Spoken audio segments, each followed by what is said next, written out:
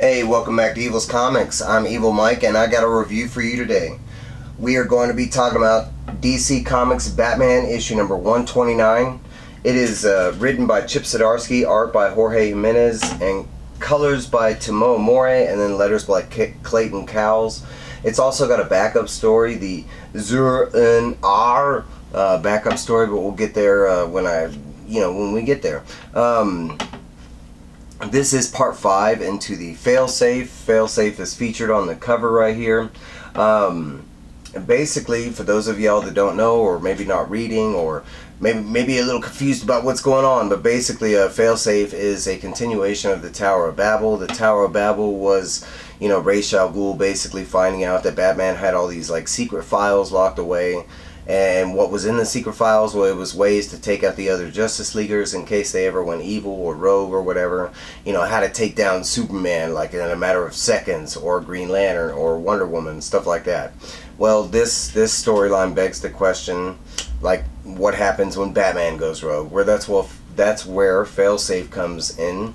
And basically, Bruce Wayne, Batman, had constructed, and he says in the back of his mind, but he came up with the idea of Failsafe. Failsafe is basically Bruce Wayne's mind uploaded into this machine, and this machine has like every upgrade that you can think, beyond, our technologies, because he's got some alien and different metals and all kind of stuff mixed into what makes up Failsafe.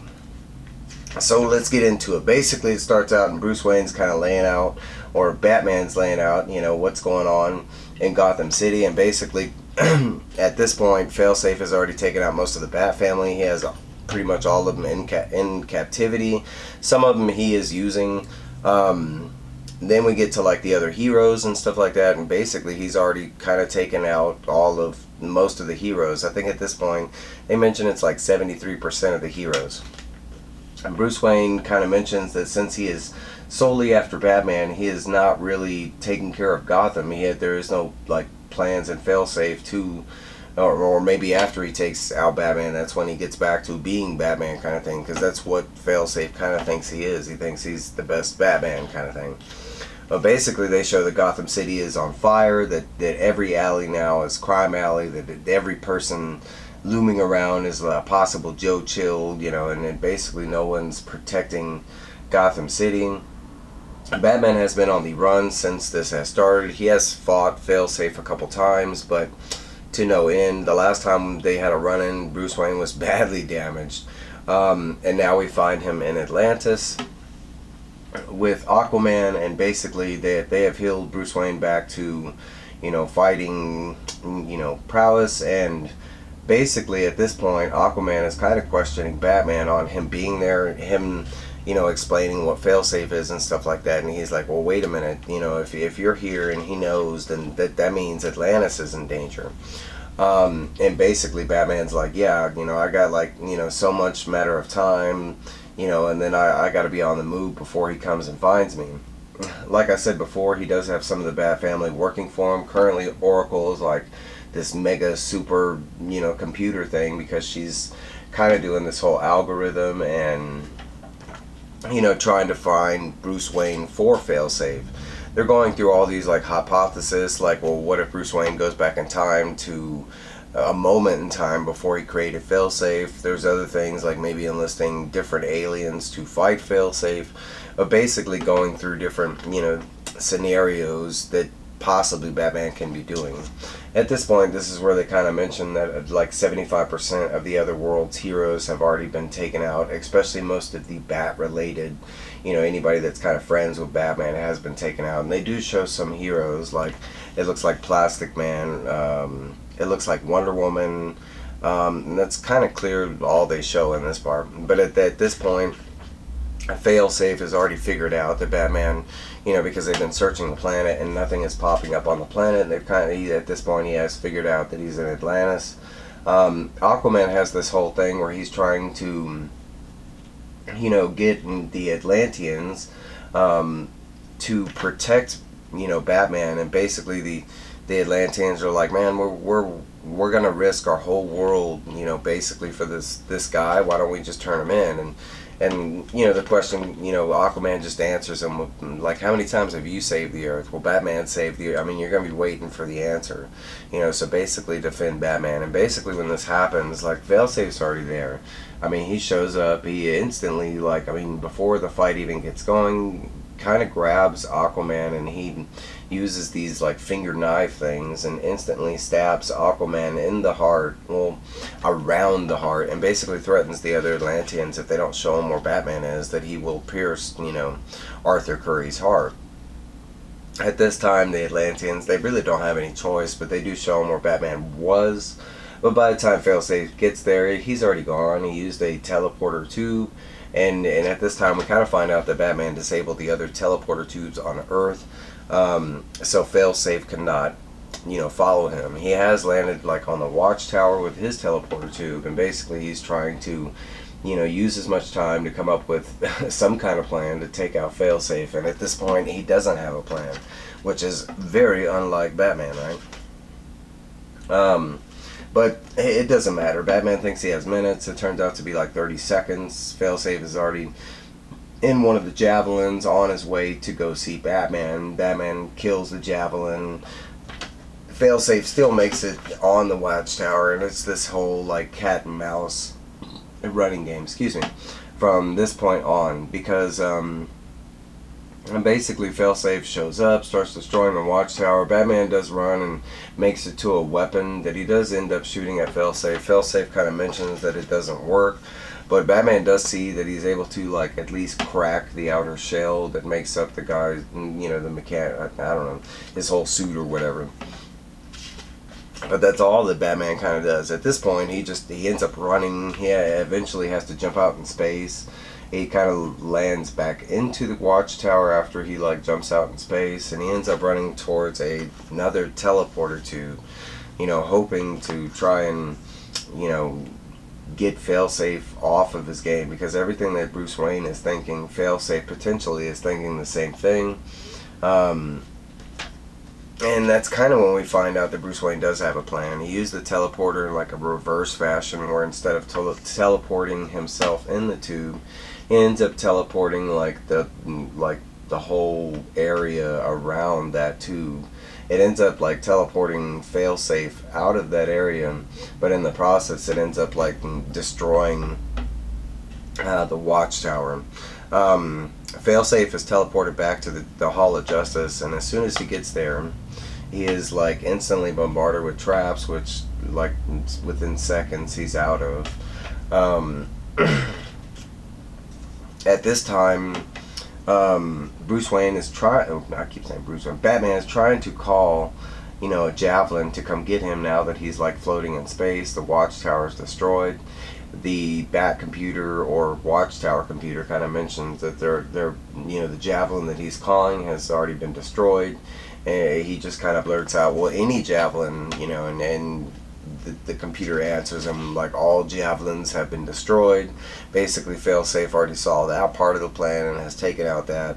So where this book leaves us off with is basically Batman floating to maybe his possible death, because he mentions that he has enough oxygen to survive and possibly like rations or whatever, but the degrees in space is like negative 400 and something degrees or whatever, so he only has like a matter of moments before he freezes to death. Okay, so the second story, and I have to look at it to say it right, Zur-In-Ar. It is written by Chip Zdarsky, art by Leonardo Romero, colors by Jordie Bellaire, and letters by Clayton Cowles. And technically the story is called I Am a Gun, Part 2. And for good reason, because this guy right here knows Zur-In-Ar a little bit. He has popped in and out of Batman's continuity, and supposedly what Zur-In-Ar is a subconscious version of Batman within Bruce Wayne's mind that was created to be like a very mean, like not evil, but just, he's still a superhero, but it's more kind of like, it reminds me a lot of Flashpoint Batman, minus the guns and stuff. He's just a mean version of a Batman. He gets the job done. He's not against, let's say, killing, that kind of stuff. But that's basically what Zur-En-Arrh is, but basically he is Batman, but like it's like a version of Batman that like kind of magically pops up and his whole suit changes and everything. The story was kind of dope because it's about Joker, and Joker coming in contact with current Batman that's going through. So to catch you up, basically there was a doctor at let me see if I can find a name. I'm bad with names, but it was like Dr. Midas or Dr. Milo. I think it's Dr. Milo. But basically Dr. Milo got a hold of Batman and he did some experiment on Batman and it like made him go insane or whatever. And that's where Zur-En-Arrh comes out, is because Batman technically went crazy. This whole short story is basically Joker mad because like he's supposed to be the insane one, and currently he knows Batman is insane. Even though Batman is appearing to be sane, Joker has already figured out that it is not Bruce Wayne, it is not the normal Batman that he is encountering, that it is this Zur-En-Arrh guy.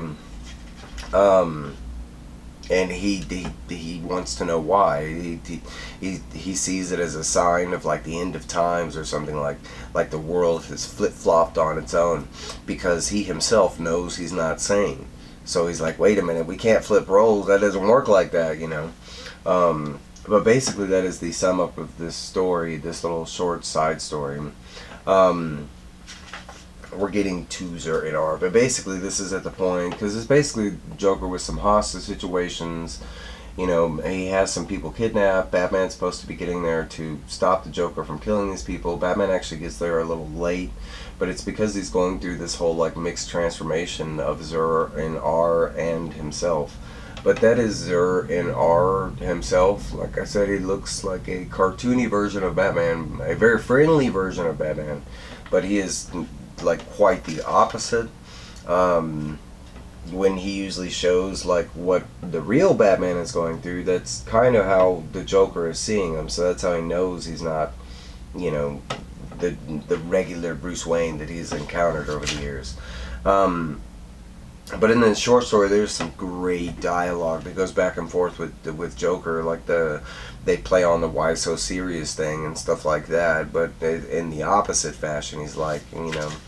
But it was a really good short story and a continuation to this Zur-En-Arrh little mini-series that we got going, because honestly I don't know a lot about Zur-En-Arrh. I know he's popped up, you know, through Batman's mythos through the years, but honestly I think this is the first time I heard any kind of explanation on what he was or who he was. I always thought it was just a different costume kind of thing that Batman wore. I didn't know it was a different entity that exists within Bruce Wayne's, you know, personality in the back of his mind kind of thing. But that is my review on Batman issue number 129. Let me know what you're thinking about the series, how you feeling about it. I mean, I think I missed one issue in the beginning of the series. I think it was like I think I'm missing like 125 or something, or 127. I'm missing one number, and that's why like I wasn't continually reviewing this. And it's the same thing with Harley Quinn. I've missed 2 issues with Harley Quinn. I don't know how, I don't know why, but it has happened. But hey, that is my review of Batman 129. Like I said, let me know what your thoughts. You know, honestly, the one thing that I want to know is, how do you think this is going to end? How do you think Batman's going to stop Failsafe? And my answer would be magic. I mean, Batman's mega weakness and his one kind of drawback in the world of superheroes, especially the vast world of superheroes that we have in the DC universe, is magic. I mean, Superman and Batman share the same greatest weakness. They suck when it comes to magic. So that's the only thing that I can really think of. But the ironic thing is they keep showing that Failsafe has taken out most of the world's like magicians or something like that. So I don't know, but that's what I got. Let me know what you think. Please like, comment, subscribe, all that good stuff, and I will catch y'all next time. Yeah.